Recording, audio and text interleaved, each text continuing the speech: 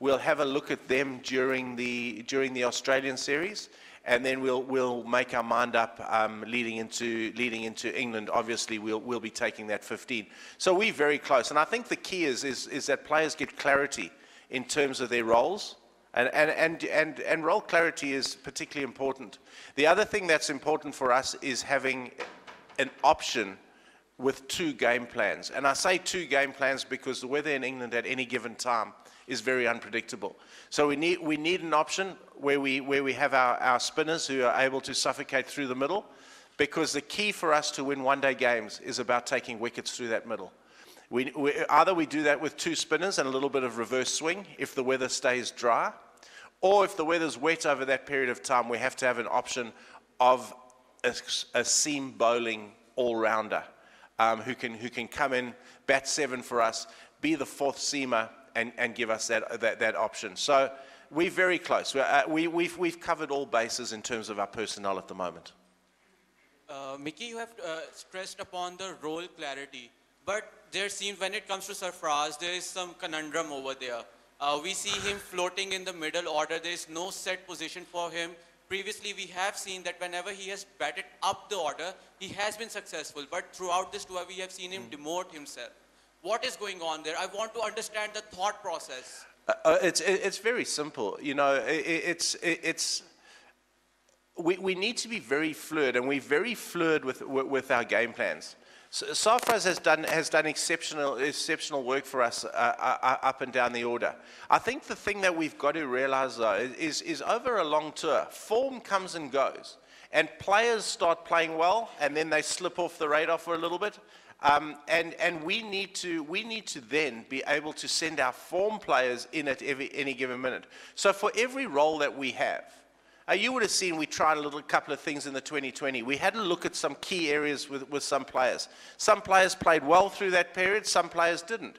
But we had to have a look and give those players the opportunity to prove to us that A, they could do it, or B, they couldn't do it. Now, you know, in terms of fluidity in our batting order, it's whoever's in form and what that situation demands at that particular time. And I think you'll see that all the best teams in the world have the ability to be flexible. We're trying to be as flexible as we can. And there's also the other thing with that is opportunity. Because if we didn't give the opportunity to players in those positions, we wouldn't know about them. And the last thing we want is to get to a crunch game in a knockout phase of a tournament, and we're sending in a guy that we don't know anything about, and it would be gross mismanagement on Sarfraz and my part if we haven't given that guy the opportunity to perform in that area under pressure. And under pressure is the key. You can do it at any given time in a practice session or in a centre wicket, but when there's a game on the line, there's 20,000 people in the stadium, there's a massive TV audience, you can't recreate that pressure through training. We have to find out about those guys, and that's kind of what we did. We know Safi can deliver at any position in the batting order. We needed to find out a little bit more about the other players. And Vicky, I have 2 questions. First is that if you are consulted by the PCB when it decided to call back Sarfraz Ahmed from South Africa after the racism incident, and because that decision has shaken the confidence of Sarfraz Ahmed, that if he was in trouble, that he may not get back the captaincy. And second, in a recent interview, you have said that domestic cricket structure of Pakistan is weak. But I think in last 2 or 3 years, you received a very good number of cricketers, even match winners, Shadab, and so how you rate these kind of talent? All right, let me deal with the first question first. I was kept very much in the loop by the PCB.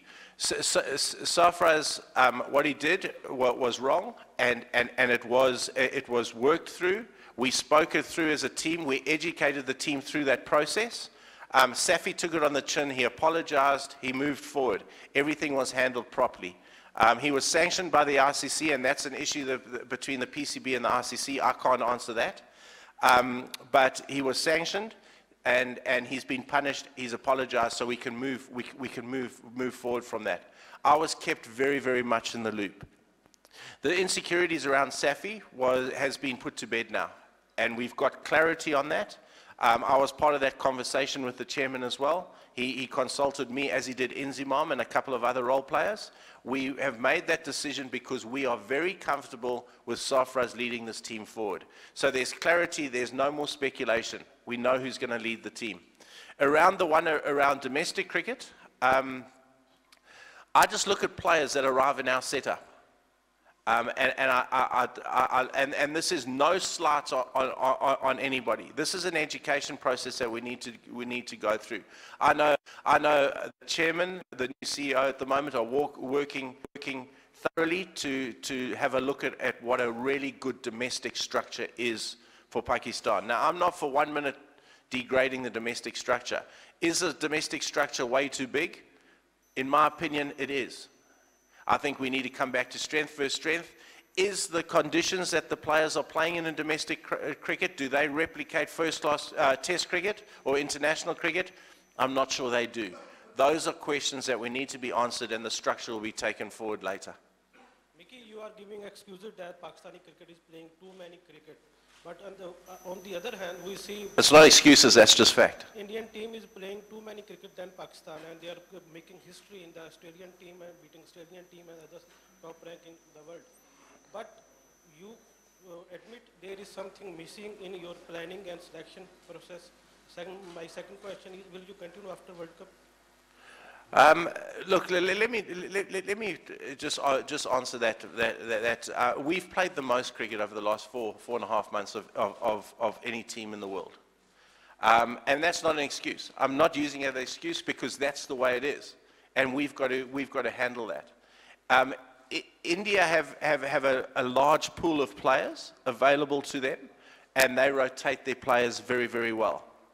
We didn't rotate our players as much because we were on a process with our young players. We need to educate them in all conditions. So that's exactly, that's a decision we made.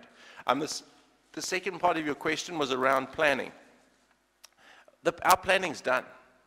We've got our schedules, we've got everything in place leading up to the World Cup. Myself, Inzimam and Sarfraz have been completely united in the process that we want going forward.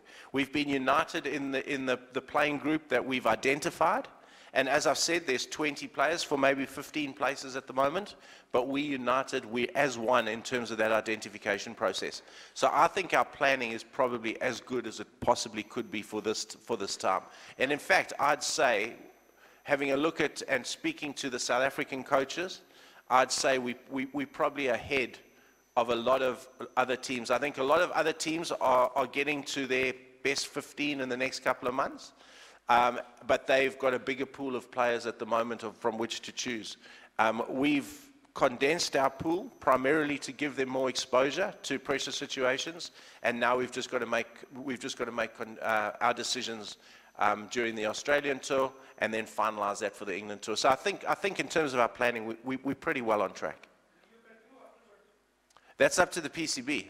As I say, I'd love to, but that's a separate discussion, and that's a discussion that we'll have to have at some stage. But I think there's a lot of work to do still with our test team, and I'd like to complete that.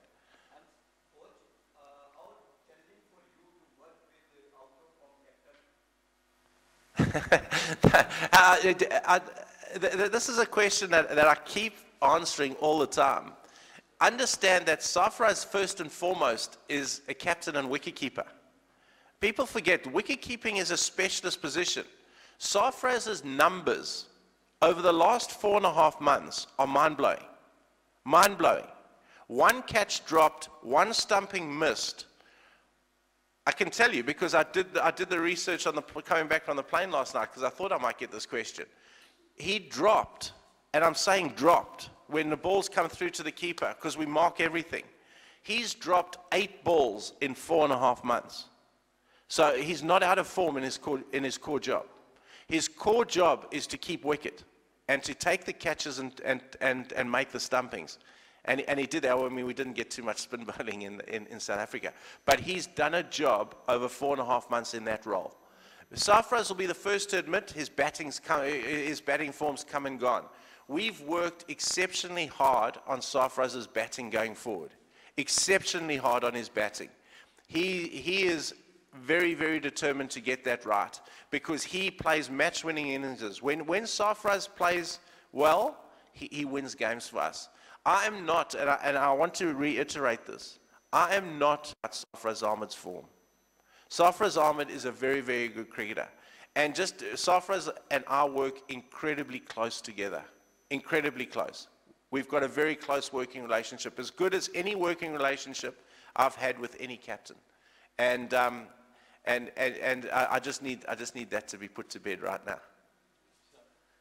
Mickey, you're not worried about Sarfraz, but what's about Muhammad Amir? Since Champions Trophy, his form is not at the par, and as head coach of Pakistan team, what do you expect from Muhammad Amir, and do you believe that he's still the best bowler in Pakistan squad? Look, I've always said, and Muhammad Amir will be the first one to tell you that his stats haven't been good through one-day cricket. He's very aware of it, as are we. I still think